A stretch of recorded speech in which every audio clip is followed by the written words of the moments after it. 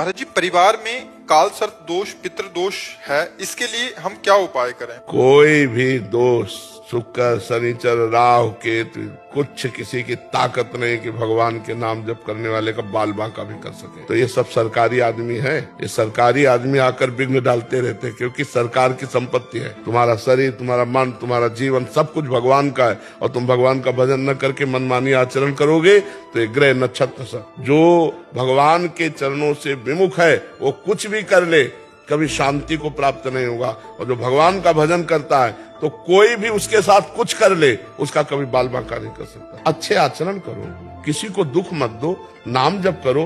पूर्व का किया हुआ पाप आएगा, हमें दुख देगा, पर हम परास्त नहीं होंगे। भगवान का जो आश्रय लिए हुए है, नाम जप कर रहा, घर में 10 मिनट नाम कीर्तन करो, और अगर कोई घर में दोष रह जाए तो हमें बताना। ठाकुर जी पता है कितना प्रेम करते हैं, जिससे प्रेम करते हैं। आप सोचो, प्रेम के वश वो द्वारका के राजा होते हुए अपने मित्र का रथ हाँकने आ गए युद्ध भूमि में।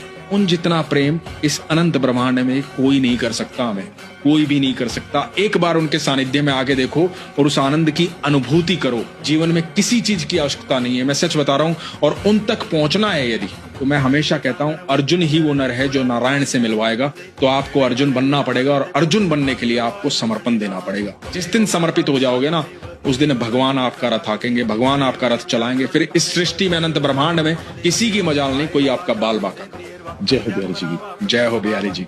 भगवान करीबन 90 वर्ष के थे।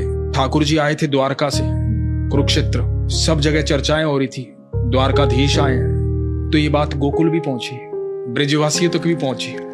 तो जब ब्रजवासी कुरुक्षेत्र पहुंचे तो लोगों की भीड़ लगी हुई ठाकुर से मिलने के लिए, और वहां ज्यादातर कुरुक्षेत्र में द्वारका के लोग थे। इन्हीं ब्रजवासियों के बीच में एक बुजुर्ग महिला और एक बुजुर्ग पुरुष, उन दोनों ने पूछना शुरू किया, कन्हैया कहाँ है? तो द्वारका के लोगों ने जवाब दिया, कौन कन्हैया? बोला, अरे लल्ला कहाँ है, कान्हा कहाँ है? तो द्वारका के लोगों ने बोला कि कौन कान्हा? बोले, अरे कृष्ण। बोले, तो आप ऐसे कैसे नाम ले रहे हो उनका, कान्हा? द्वारकाधीश श्री कृष्ण चंद्र हैं वो, सम्मान से नाम लो। अब ये बुजुर्ग महिला और जो पुरुष है वो थोड़े से सहम गए। सीधे साधे भोले भाले ब्रजवासी, उन्होंने बोला कि अच्छा, द्वारकाधीश श्री कृष्ण चंद्र महाराज कहाँ हैं? आप उनको बताओ कि हम लोग आए हैं, हम ब्रिज से आए हैं, गोकुल से आए हैं। तो उस द्वारपाल ने बोला कि आप हैं कौन? तो बुजुर्ग पुरुष बोलते हैं, मैं नंद हूं और ये यशोदा है। 11.5 साल हमारे पास रहा है कन्हैया, मेरे हाथों में खेला है, मैंने गोदी में खिलाया है कान्हा को। जाके बोलो उसे कि तेरे नंद बाबा आए हैं, यशोदा मैया आई है। द्वारपाल ने जब ये सुना ना तो पैरों में गिर गया। बोला कि आप नंद बाबा हैं, आप यशोदा मैया हैं? बोला कि भले ही हमारे महाराज देवकी माँ और वसुदेव के बेटे हैं, लेकिन जब भी जन्म दिवस आता है ना तो कहा जाता है, नंद घर आया नंद भयो, जय कन्हैया लाल की। द्वारपाल दौड़ा दौड़ा गया ठाकुर जी के पास, जाके बोला कि महाराज, नंद बाबा और यशोदा मैया आए हैं गोकुल से। इधर नंद बाबा और यशोदा मैया चलते चलते महल की तरफ बढ़ रहे हैं, चला भी नहीं जा रहा है, बूढ़ी हो गई है यशोदा मैया।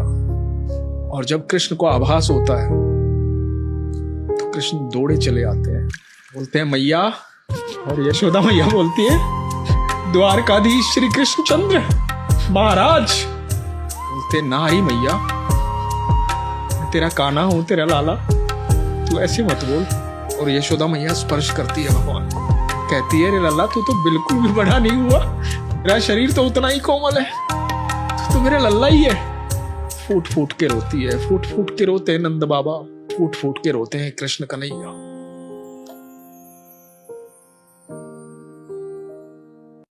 भोले बाबा को बोला जाता है कि वो सबसे बड़े वैष्णव है। हाँ, सबसे बड़े वैष्णव, सबसे बड़े, अनंत ब्रह्मांड में सबसे बड़े वैष्णव। हाँ। कोई बड़े महादेव के भक्त थे, उन्होंने पूछा था कि आप कृष्ण को इतना मानते हैं तो महादेव को क्या मानते हैं? जब महादेव प्रेम में आते हैं तो कृष्ण हो जाते हैं, और जब कृष्ण रौद्र में आते हैं तो महादेव हो जाते हैं। एक ही है कि ठाकुर जी ने कहा है ना श्रीमद् भगवद गीता में, रुद्रो में शंकर में हूं।